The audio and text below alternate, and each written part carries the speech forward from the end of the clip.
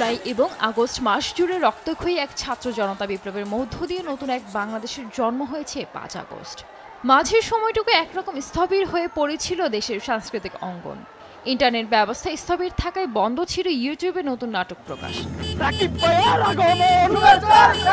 তবে নতুন বাংলাদেশের প্রথম অন্তর্জাল নাটক হিসেবে ২৯ আগস্ট রাতে ইউটিউবে উন্মুক্ত হলো ইয়াশ রোহান ও নাজনীন নেহা জুটির একটি বিশেষ গল্প।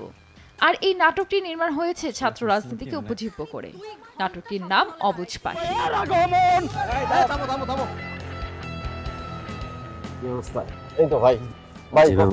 সাগরে ঠেকাইতে হবে। জি ভাই, সাগর নাকি বিয়ে করতেছে।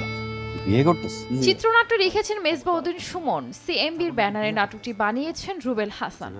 প্রতিষ্ঠানটির ইউটিউব চ্যানেলে উন্মুক্ত হওয়ার পর থেকেই ব্যাপক সাড়া ফেলেছে দর্শক মনে, আর মন্তব্যের ঘরে মিলেছে পজিটিভ প্রতিক্রিয়া। আমাকে ইন্ডিয়ান শাড়িতে কেমন লাগছে? আমার তো দেরি হয়ে যাচ্ছে, বুঝতে পারছো না, আমার কাজ আছে তো। জি বাবা। আর কতক্ষণ অপেক্ষা করতে হবে আল্লাহ জানে।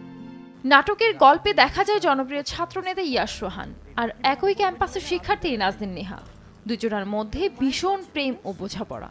কিন্তু এই বোঝাপড়ার মধ্যে একটাই জটিলতা, সেটা হচ্ছে রাজনীতি। নেহা বিয়ের চাপ দিলেও রোহান অসহায়, কারণ বিয়ে করলে ছাত্র রাজনীতি থেকে বিদায় নিতে হবে। এমনই এক রাজনীতি ও প্রেমের কঠিন সমীকরণ নিয়ে অবুঝ পাখি। তোমায় কি যে ভালো লাগে, মনে খুশি জাগে, হয়নি এলোমেলো হাওয়াগুলো ভালোবাসার মৌসুম। এতে ছাত্রনেতা সাগর চরিত্রে অভিনয় করেছেন ইয়াশ রোহান, তার প্রেমিকা লিনসা চরিত্রে নাজনীন নেহা। নাটকটি প্রসঙ্গে নির্মাতা রুবেল হাসান জানান, ছাত্র রাজনীতি ও প্রেমের মধ্যে যে জটিলতা সেটি নিয়ে আসলে খুব বেশি গল্প বলা হয় না।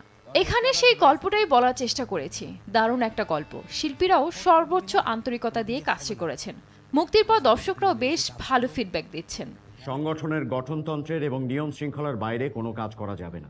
আর ভুল হবে না ভাই, আপনি খালি আমার মাথার উপর হাতটা রাখবেন ভাই। গঠনতন্ত্রের বাইরে হবে না। বিবাহিতদের কোনো রকম পদ দেয়া হবে না। সানজিদ আক্তার, দেশ টিভি। বলো বাবা কবুল।